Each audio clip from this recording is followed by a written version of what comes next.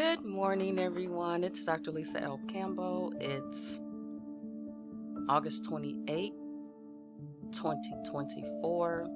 We are in the midst of week number 2 for HIT 105, which is the introduction to ICD-10 CM or diagnosis coding. So this week you are working on 3 chapters in the textbook, the chapter on neoplasms, the chapter on the blood and blood forming organs and certain disorders involving the immune mechanism, and then endocrine, nutritional, and metabolic diseases. So as I mentioned last week, it is very important that you read your guidelines first, and then as you get into the chapter, that you do the check your understanding exercises in the chapter as you're reading through the chapter. And think of the check your understanding exercises like a stop and practice, if you will. So you read that part of the chapter. So now let's stop and check your understanding. One of the things I have found, and I've taught coding since 1997, is that students that do the exercises inside of the chapter, who take the time to stop, reflect, before they get to the review exercises, they tend to do better overall in the course.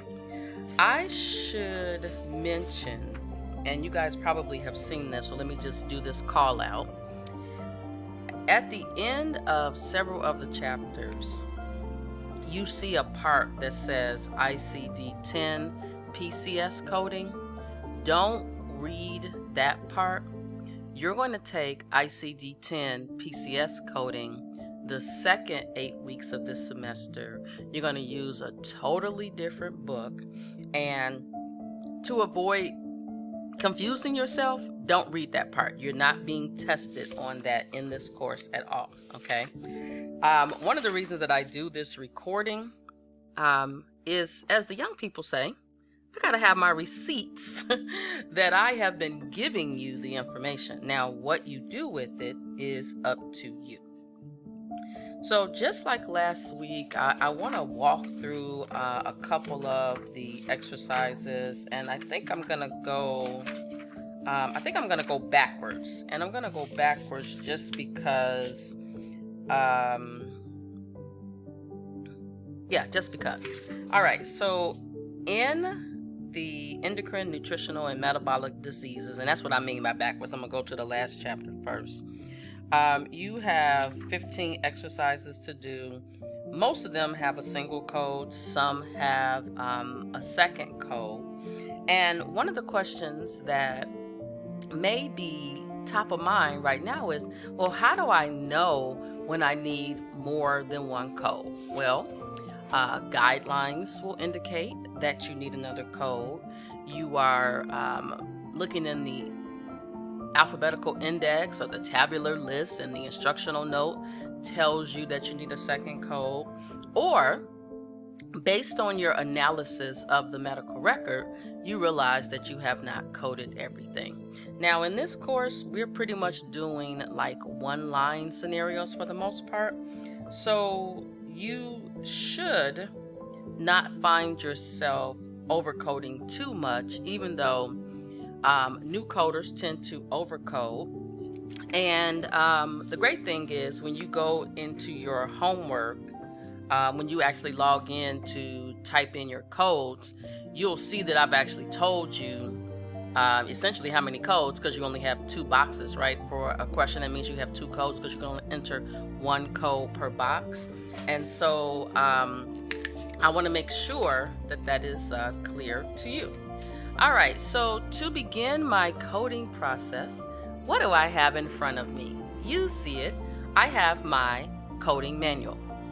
To review, until the 2025 physical code manuals hit the world, we all are using the electronic version of the 2025 coding manual. So, let's see what else I want to tell you. Oh, the coding manual is divided into 2 parts. The first part being the alphabetical index, which has 4 parts: the index to diseases and injuries, the neoplasm table, the table of drugs and chemicals, the index to external causes, and then the tabular list. So what you will notice is that I have all 4 tabs open, and well, actually 5, because I have the 4 for the alpha index, 1 for the tabular. And so I have them open so that I can go through to each one that I need to go to. And excuse me for a second, because I am multitasking, eating my breakfast and recording this video at the same time before I get started with my day. All right, so I'm going to do number 1 in the chapter review exercises, which is a type 2 diabetic with stage 1 diabetic chronic kidney disease. And so, of course, I am going to start with the main term of diabetes. And as you all spend more time in here, you may find a faster way to get to the terms. You can see that I'm just scrolling. I'm just doing the scroll game, which, gets me where I need to go for now. And you may be wondering, like, when will the code manuals be available?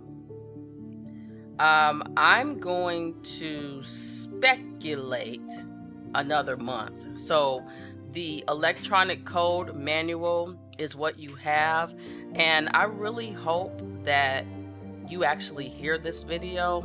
I can always tell, honestly, when students are not listening to my videos because of what happens with your work, especially when I give a code or an answer. All right, so as a reminder, our main term is diabetes. We want to start at the beginning of the main term. We do not stop with the first code.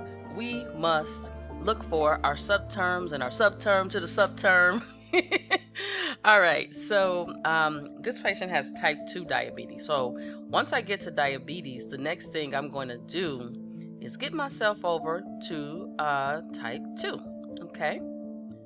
Boop, boop. That's type 1. All right, so I'm going to let's see if I can get my little pointer. All right, so I'm at diabetes type 2, and I see a code there. That is known as a default code. You must look at the options underneath to see if the condition can be further specified based on your documentation. So our patient has diabetic chronic kidney disease, and so that gets me to a subterm of here. So right now, the index is telling me, alphabetical index, we can never code from any part of the alphabetical index. That is an error if you do that. It's telling me consider E1122.22. As a reminder, make sure that you're putting your codes into the system properly to avoid getting points deducted. And once again, taking a little sip of my breakfast. I'm having a protein shake. All right, so now I'm going to verify the code in the tabular list, right? All right, so it gave me E1122. And so I'm going to go over to that code family.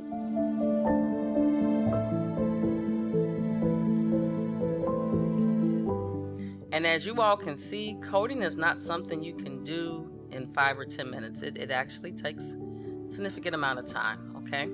So E1122 is right here. And remember the rule I taught you last week? 2 rules. 1, read from where your code begins to where your code ends. So let me circle. Let's see if I can get pencil to go around in a circle. All right. So E1122, type 2 diabetes mellitus with diabetic chronic kidney disease. And then there's a note. Use additional code to identify the stage of CKD.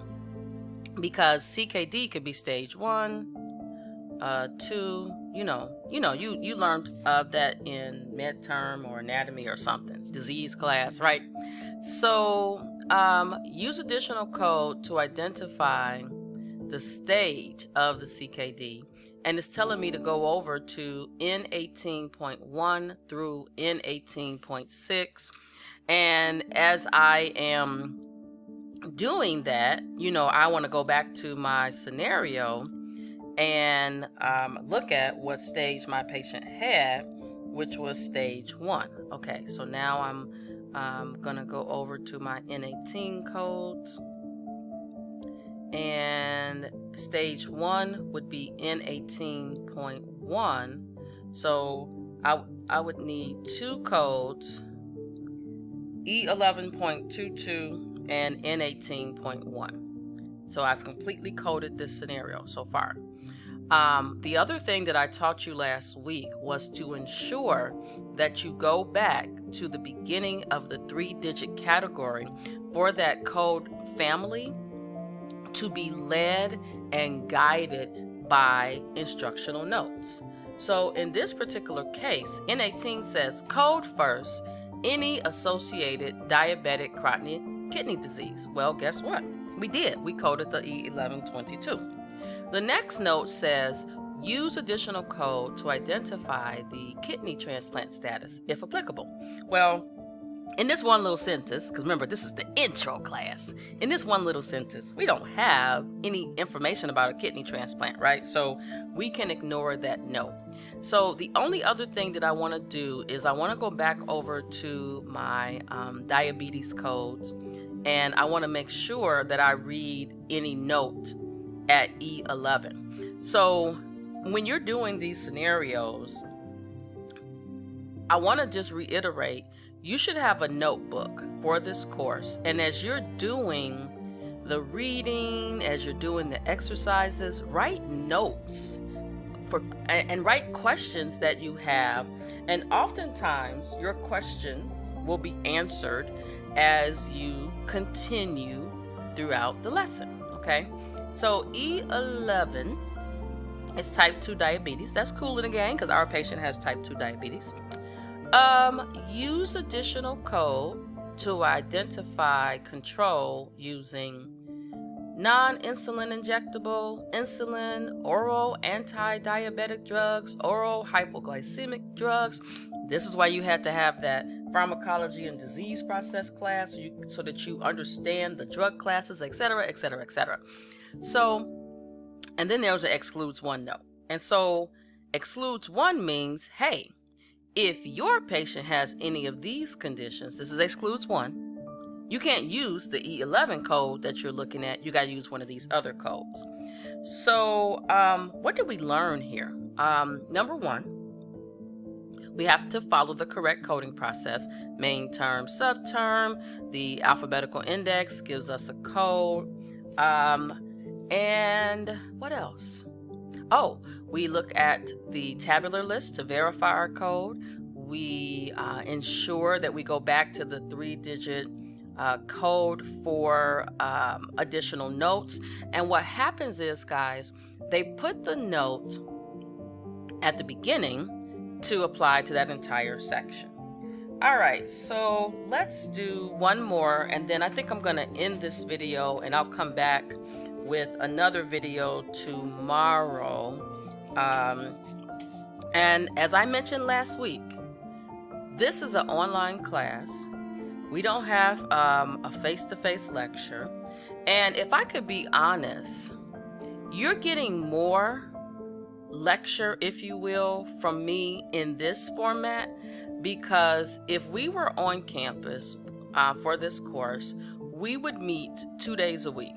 One day would be dedicated towards the exam. The first day would be dedicated to the lecture. And we would meet that once in that, that once in the week, the second day for the exam, and that would be it. The cool thing about online learning is that I can drop these videos throughout the week, but then also remember I have the initial lecture videos that are tied to your discussion board. And what that helps me do is cover the material as much as I possibly can. But I also want to remind you, at the end of the day, you play a huge role in driving this process because you have to do the work. All right, I'm going to do number 8 because that one has multiple codes. All right. This patient has lower extremity ulcer on the skin of the left heel, secondary to brittle diabetes type 1. So, coding guidelines state that you are to use as many diagnoses as you possibly can to tell the story, right? And so you don't necessarily know how many codes you need until you start getting into the situation. All right. So because we're talking about diabetes, I'm gonna go to diabetes again. I'm already here, coincidentally, but I was at type 2, so I'm gonna go to type 1. And one thing that I really want to make sure that you guys fully understand, as a coder, you have to pay attention to detail. As you've heard me mention several times, you have to be a critical thinker, an independent thinker. You must write down notes. You can't think that your brain is going to remember all this stuff. You have to take notes. All right, so I'm at diabetes type 1 because this patient is type 1. And my patient has a foot ulcer. So let me get my little pen thing out again. So I'm at my type 1. My patient has a foot ulcer, and that's E10.61. E10.621. And something else I noticed in the scenario is that they talk about the patient's diabetes being uncontrolled. So now this is where the reading comes in, because in chapter 2, no, this is not chapter 2, chapter 7 in the textbook, I haven't had my caffeine yet. Chapter 7 in the textbook, around page 198, they start to talk about diabetes, and let me get to a guideline that applies here. All right, so this patient is noted to have uncontrolled diabetes, and there are no ICD-10 CM codes that actually say uncontrolled. So instead, uncontrolled status is identified as diabetes with hyperglycemia. So what that means is, in addition to the code for the foot ulcer, you also need to pick up a code for the hyperglycemia. And so that gives me a E1065. But wait, there. Let me make sure I'm looking at I'm talking and typing. So we got our E10.261 that we're gonna look at. We have our E10.65, right? Okay. I think that's so much information right now. Let me just double check the scenario. So we got the ulcer of the skin of the heel. All right, let's look some of these up. So E10621 and E10.65. Okay, so this is why I'm going to be stopping this video soon. All right, so E10.621. And again, guys, the reason I'm doing this is I need to make sure that as I'm going through this, I'm planting a seed for what you need to do when you're doing your work. All right, so E10.621 says diabetes mellitus type 1 with foot ulcer. Use additional code to identify the site of the ulcer. Okay, so before I do that, I'm going to look at my E1065, get that checked off. Okay, that's type 1 with hyperglycemia, and I already told you about the uncontrolled business. That rule applies to diabetes only, just FYI. Okay, so before I go away from here, I am going to go ahead and look at E10, the 3-digit code for E10, all the way back to E10, yes, to see if there's any additional notes. Includes brittle diabetes. Okay, you know what the includes rule is. Excludes. All right, so, okay. So now I'm going to go over to the L97.4, I believe it was. And the other thing is, you know, when you have a situation where you have multiple codes, the index is telling you to add this or that. That's why it's important to take notes, because you're not going to remember all this business. And guys, yes, I know this is a lot of work. Many students get into the program and they don't realize that they actually got to put in this work. All right, L97.4. Non-pressure chronic ulcer of heel and midfoot. So as a point of clarification, when you see other codes indented under that code, that lets you know that the code you're looking at is not complete if they're indented. So you see how, let me get my pencil again. You see how, come on pencil. See how you got this going under here and then carrying all the way down here? These are the complete codes, right? So, let me erase that because I gotta find my body part first. All right, L97.40 is unspecified part of the heel and midfoot. L97.41, non-chronic ulcer of right heel and midfoot. L97.42, left. Let me go back to my scenario. Left heel. Guys, what I am doing again is trying to get you to see what your process needs to be. All right, so ours was the left heel. Okay, so now I'm like, all right, cool in the gang. I am in where I need to be.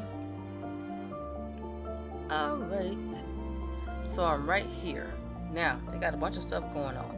Left heel and midfoot, limited to breakdown of the skin. Fat layer, necrosis. My scenario didn't even give me all of that. So you have to look at each one to see which one aligns with your scenario. None of those do. So I'm going to be at the L97.429, non-pressure chronic ulcer of the left heel and midfoot with unspecified severity. All right, cool in the game. All right, so I got L97.429. So I got E10.621, L97.429, E10.65. And as a reminder, guys,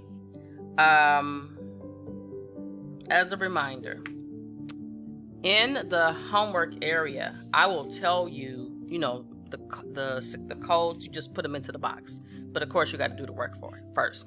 All right, I think this is enough. I will come back with another video on tomorrow because this is like 30 minutes long.